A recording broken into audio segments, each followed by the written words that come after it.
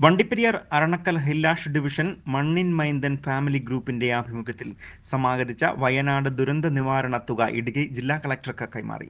കുടുംബാംഗങ്ങളുടെ നേതൃത്വത്തിൽ 20,000 രൂപയാണ് വയനാട് ദുരിതബാധിതർക്കായി നൽകിയത്.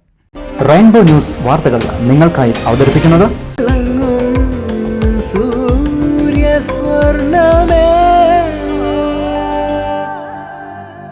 പ്രിയപ്പെട്ടവരുടെ സന്തോഷം പരിശുദ്ധമായ പൊന്നിലൂടെ കെജിസ് ജ്വല്ലറി, കോട്ടയം കട സിൻസ് 1950. വയനാട് ദുരന്തത്തിന് ശേഷം ഒട്ടനവധി സഹായഹസ്തങ്ങളാണ് പല മേഖലകളിൽ നിന്നും ദുരന്ത നിവാരണ പ്രവർത്തനങ്ങൾക്ക് എത്തിക്കൊണ്ടിരിക്കുന്നത്.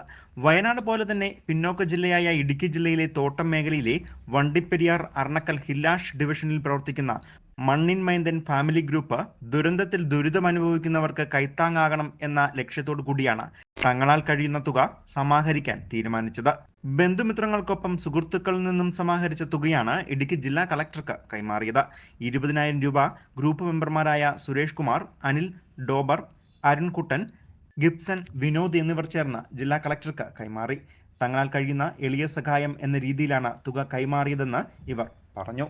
News bureau, Vandiperiyar.